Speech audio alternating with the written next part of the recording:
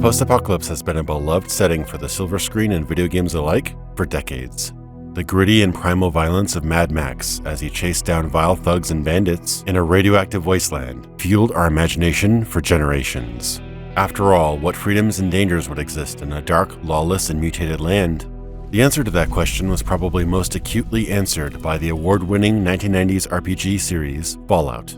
The freedom to befriend, steal, or punish as you saw fit, while the scorched remains of civilization crumble beneath your leather boot, was oh so satisfying.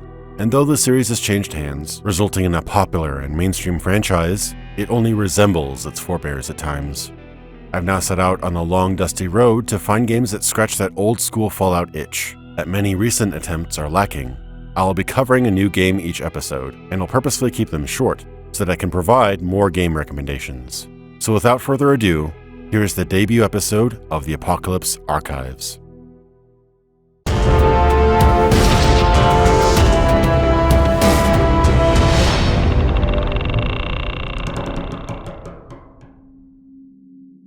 Touting an unconventional setting for the post-apocalyptic genre, Insomnia: The Ark is an unexpected title.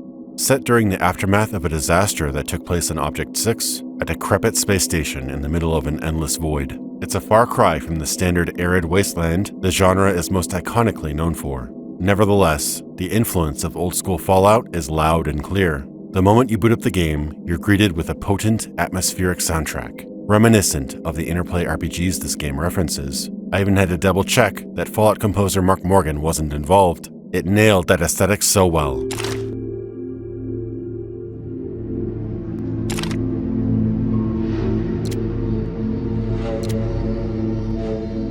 Menus, navigation, and prompts all have that familiar clicky sound as well, and the weapon and environmental effects are appropriately gritty. Insomnia harnesses Unreal Engine 4 to great effect, with gorgeous industrial environments and metallic texture work, with particular kudos to the level designer's masterclass use of lighting. The grungy, dimly lit corridors, shanties, and workshops glisten in colorful floodlights and neons. And that brings us to what is most unique about this game. Its compelling and unusual setting. You wander a dieselpunk space station filled with disused highways, broken down cars, and wrecked structures all around. When Russia-based Studio Mono crowdfunded Insomnia, the game was designed to play from a bird's-eye perspective. Mid-development, they decided to go with a more immersive third-person behind-the-back camera. I think this was a good decision to try to attract a wider audience. But a problem lies in the maps being designed only from the walls down. As a clunky way to circumvent the problem of having half your screen just empty blackness, the developers locked your camera vertically. It feels stilted and awkward at times. Though you can aim higher or lower, the camera doesn't follow, which will no doubt frustrate some players.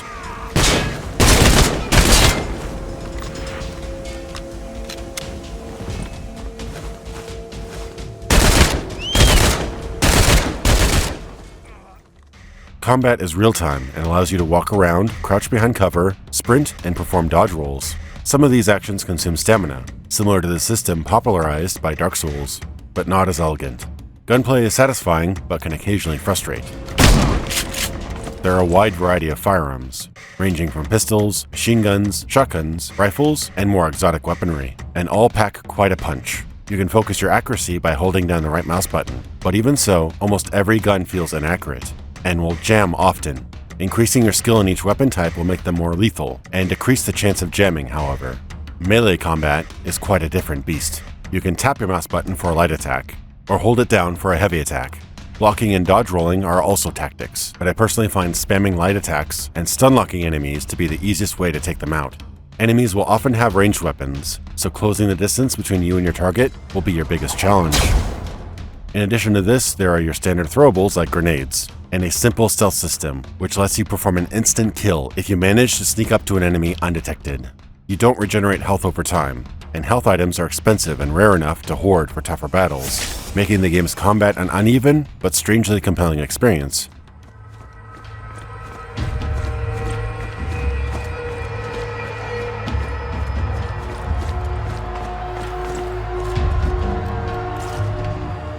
Insomnia borrows many other elements from classic Fallout, like a complete bartering system, which lets you trade trinkets and junk for convenient currency, or more valuable items and gear. There are also dialogue options unique to each of the game's character classes, or are bound to specific stat requirements. These add a better sense of role-playing, as found in the Mass Effect games, Vampire the Masquerade Bloodlines, and many early computer RPGs.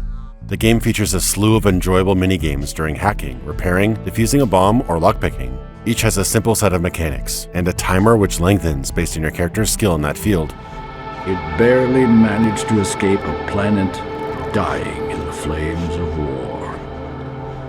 Now they wander beyond the bounds of time. Voice work as spoken over radios and public announcement systems are present, but the vast majority of actual dialogue is text only. Having some of it voiced could have helped players digest the large chunks of expository dialogue and description. But alas, there's going to be a lot of clicking continue to get to the next sentence.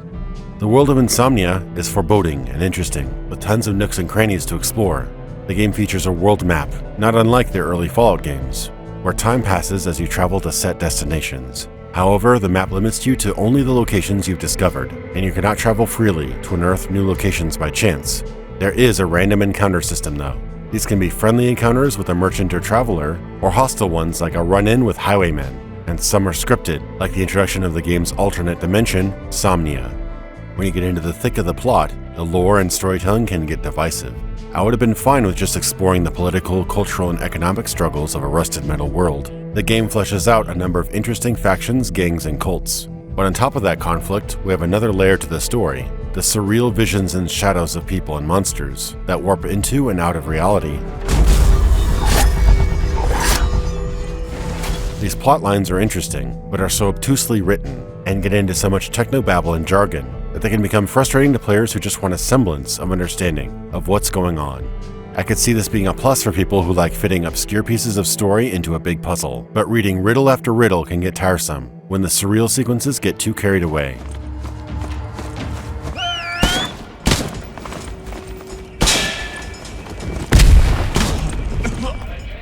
One of classic Fallout's strongest features was the ability to pick a fight at any time, at any place. This is often removed from many modern RPGs, with safe zones you can't initiate combat in. Sadly, Insomnia follows the latter style of design, which makes urban and social environments, and even some random encounters, passive affairs. You can't rob a merchant if you're not supposed to. You can't attack a quest giver if unprovoked. And you'll often get an immersion-breaking warning at the top of the screen if you try to unsheath your weapon outside of a combat mission. There are no quest markers in the game, and while removing those constant mind-numbing arrows is admirable, Insomnia's quest logs are often brief and ambiguous, making navigating the world a challenge.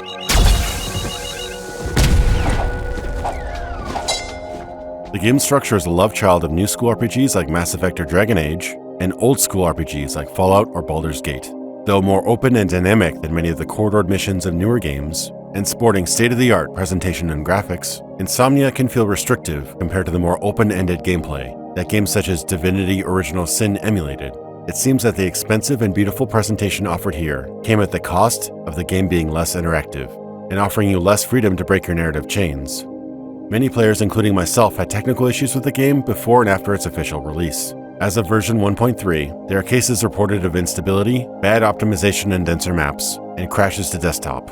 Localization issues exist, where some written texts are still in Russian, though so far, the devs have been active in patching out these issues.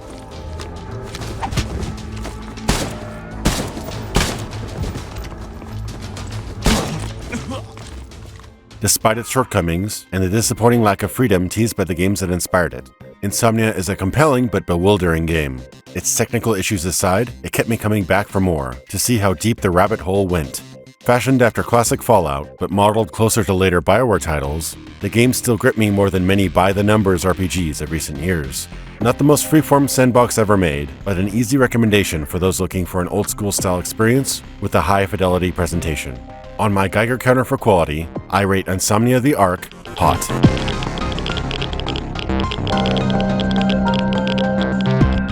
I hope you enjoyed this first ever episode of the Apocalypse Archives. I have many more titles planned to cover in this series, and it would be great if you commented with any of your suggestions. Thanks to my amazing patrons for supporting this channel, and thank you for watching.